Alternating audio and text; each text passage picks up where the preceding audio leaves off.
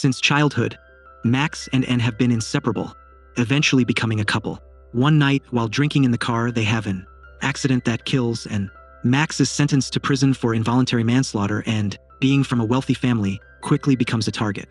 He pays for protection with money his grandmother Victoria smuggles in books, bribing the guards. When his funds run out, other inmates start to beat him daily. One night, they trap him in a laundry machine for 16 minutes. This leads Max to believe things can't get worse, prompting him to embrace life in prison. He trains hard and fights, earning money and respect from fellow inmates. After 3 years, Max is released early for good behavior. His father, Raphael, picks him up, upset that Max never visited him. As planes fly overhead, Raphael reveals he appealed for Max's release.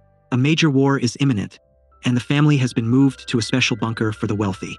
Initially, Max refuses to go with Raphael, but changes his mind upon learning Anne's family is also there. On the way, Raphael mentions he learned about the bunker from a colonel, and its location is classified. The richest families received an invitation to a website featuring a video from Minerva detailing the bunker, Kamar, which had millions invested in it. During the drive, they see streets filled with people trying to escape. They reach their helicopter just as an announcement declares private flights are now banned, but Raphael insists they fly anyway. The bunker lies 900 feet beneath a lake, requiring the duo to take an elevator down.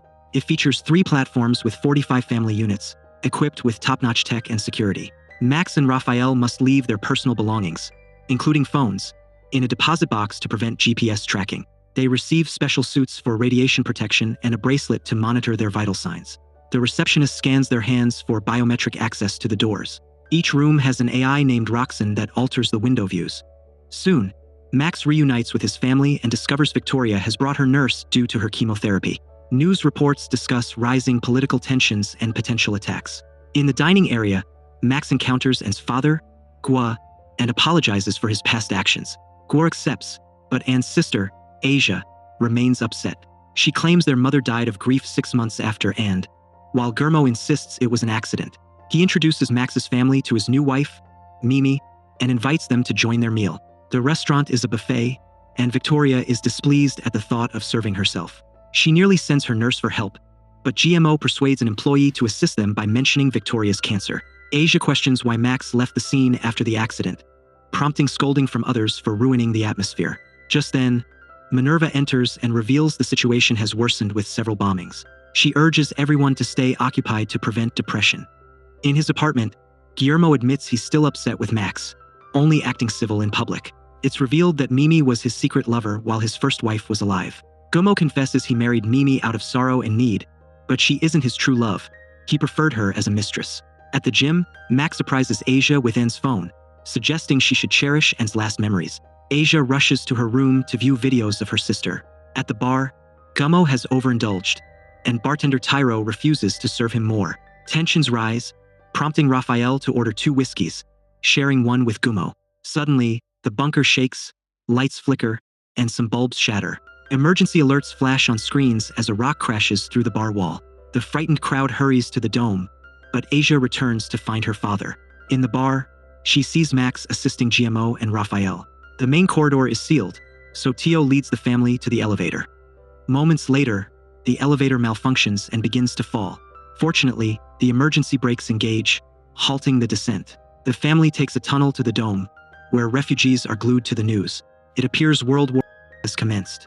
Minerva informs them of a nuclear explosion nearby, explaining the tremors. The bunker entrance camera captures another blast before the lights extinguish and all screens lose signal. A worried Minerva urges everyone to remain calm as she heads to the control room. While they wait, Raphael shares that on the night of the accident, he found Max clinging to Anne's body. He advised Max to flee for his safety, despite Max's reluctance. During the trial, Raphael chose to tell the truth, wanting his son to own up to his mistakes, which ultimately led to his imprisonment. Max's mother, Frida, is furious to learn that her husband had a plan to save their son but ultimately betrayed him. Victoria comments that her daughter should have chosen a better partner, prompting Frida to confront Victoria about her poor parenting. Frida even claims she never truly loved Raphael, marrying him only to escape her home.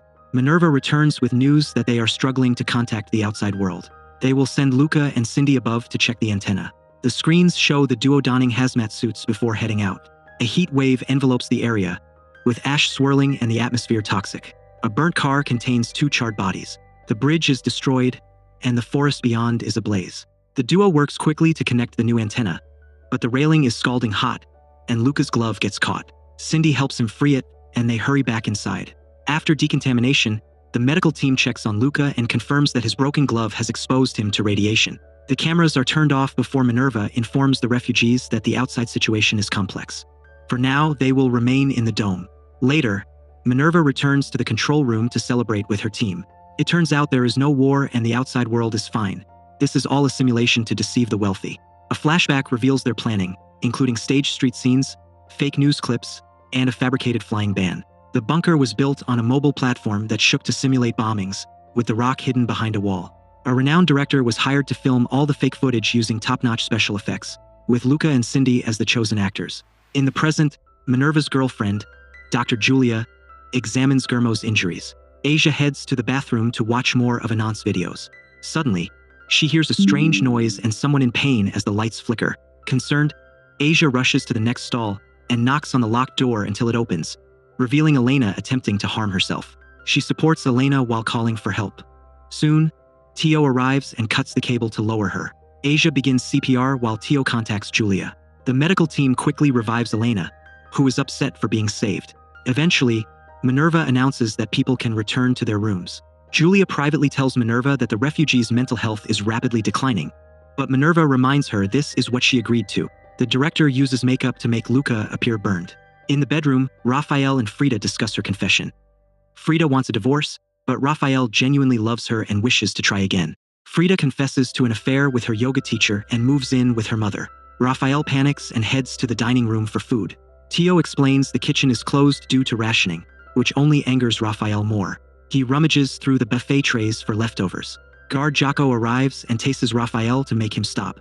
Max, upset by this, punches Jocko before he can taste him too and steals the taser. When Jocko tries to reclaim it, Max easily overpowers him and tells Raphael to take as much food as he wants. Raphael, scared, tries to calm his son as more guards arrive. However, Minerva instructs the guards to let Max and Raphael go. The next morning, Guillermo and Mimi argue again as Gummo claims their affair was better. Reminiscing about the past rekindles their passion, leading to some mischief. Meanwhile, Asia continues watching his videos on her phone and feels flustered upon discovering a risque video of Max suddenly. Guards approach Mimi for her blood type and take her away. Asia seeks an explanation, but they remain silent. While waiting outside the infirmary, Max asks Asia for her phone back, but she says she burned the SIM card due to painful memories. Inside, Julia informs Mimi and other refugees that they need a blood transfusion to save Luca. In another room, donors see Luca's charred body, and Julia is supposedly operating on him, but things aren't going well. Luca even pretends to have a seizure. After the blood is drawn, the donors are released and start sharing what they witnessed, spreading fear and distress. Asia returns to her room and watches another video before tossing her phone in the trash. The team celebrates their latest trick, but Julia is having a panic attack. Minerva tries to soothe her with kisses, but Julia wants to leave, believing they are torturing these people. An argument breaks out as Minerva blocks Julia on the bridge. Minerva's brother, Sio, arrives and offers medicine, but Julia slaps his hand away. In retaliation, Sio pushes Julia off the bridge, killing her. A flashback reveals Guillermo was born into wealth and expanded the family business at 20, increasing their fortune. Minerva despised the wealthy 1% and persuaded her team that they couldn't fight capitalism, only join it. In the present, some employees discover Julia's body, prompting Ciro and Minerva to feign surprise. Ciro claims he reviewed the security footage and that Julia self-deleted during a panic attack. A suspicious staff member requests to see the footage, so Ciro shows a fake video of Julia jumping. Later, the refugees are summoned to an emergency meeting. Minerva tells them Luca has died from radiation poisoning and Julia has self-deed due to mental health issues. The bunker is placed on indefinite lockdown, and food will be rationed. Minerva publicly confronts Raphael for attempting to steal food and reprimands Max for his violence, reminding them that breaking rules jeopardizes everyone. She demands the return of the taser Max stole. Mimi is distressed by the news of the deaths, and GMO mentions he used to look at old photos when anxious, which he can't do now. Hearing this, Asia regrets discarding her phone and persuades Tio to take her to the compactors, claiming she accidentally dropped a bracelet. Ciro observes Guillermo and Mimi misbehaving. A flashback reveals the team planning how to explain the disappearances. Minerva suggested they prepare a farewell message to be sent after entering the bunker. The messages depicted the wealthy claiming they were off on a health-related vacation to a remote area with no signal, making contact impossible. The refugees' phones were confiscated so Roxanne AI could manage their social media. Roxanne has been studying them to mimic their lives perfectly. Seo developed Roxanne for years, using it to create Julia's fake death video. Currently, Guillermo's phone is ringing with calls from Oswaldo, his right-hand man. Roxanne sends a message pretending to be GMO, asking him to stop calling. Meanwhile, bags keep falling on Asia and Tio in the compactors during their search. The compactors activate, threatening to crush them, but Asia finds the phone, allowing them to escape just in time. Tio, having seen the phone, demands the truth. Asia reveals these are her sister's last memories, and Tio agrees to keep it a secret. Since Max hasn't returned the taser, Minerva sends Jocko to retrieve it. She then speaks to Seo, who apologizes for his actions and promises he's taking his medication. They activate Julia's virtual clone created by Roxanne, allowing Minerva to feel better by talking to her. In the gym, Max tells Jocko he lost the taser. Jocko doesn't believe him and threatens to isolate Max in the basement. Max admits he has the taser but refuses to give it up, challenging Jocko to take it. A brutal fight ensues. Initially, Jocko holds his ground, but soon Max gains the upper hand, smashing Jocko's face against a bench. Jocko hits Max with a bat, dislocating his arm. Another guard intervenes, allowing Max to knock Jocko out. Asia sees Max covered in blood and rushes to fix his arm. Jocko is taken to the infirmary, appearing dead for a moment before being revived, but he falls into a coma. Lacking Julia's expertise, they argue about whether to call a doctor or take Jocko to a hospital. Minerva remembers Asia is a medical student and brings her in. Asia administers the right injection, and Jocko wakes up. Minerva tells Max he killed Jocko but they revived him, then uses the taser on Max to enforce good behavior. Meanwhile, Guillermo receives calls from Oswaldo, who has news they've awaited for 20 years. In a tunnel, a staff member leads refugees to the bunker's highest point, chosen for their language skills to use radios to contact the outside. Victoria, bored, wants her daughter to find a new husband, so she is free to pretend to hear a French message. A French-speaking man comes to help, confusing the team since the radios aren't connected. They think Victoria is imagining things due to her cancer meds. Victoria seizes the moment to flirt with Mimi, who is still at the radio. Mimi suddenly hears a civilian plane requesting to land, which is just another trick by the staff. The plane fails to land on time and crashes, leading the refugees to believe they are hearing people die. Meanwhile, some refugees form a support group with the director posing as a therapist. Raphael confesses he nearly fell for Roxanne due to the AI's companionship. GMO regrets not bringing his best friends along and reassures Raphael he isn't alone. After Raphael agrees to testify against Max, he becomes friends with Gummo as well. Later at the pool, GMO advises Raphael to forget Frida and find a new partner.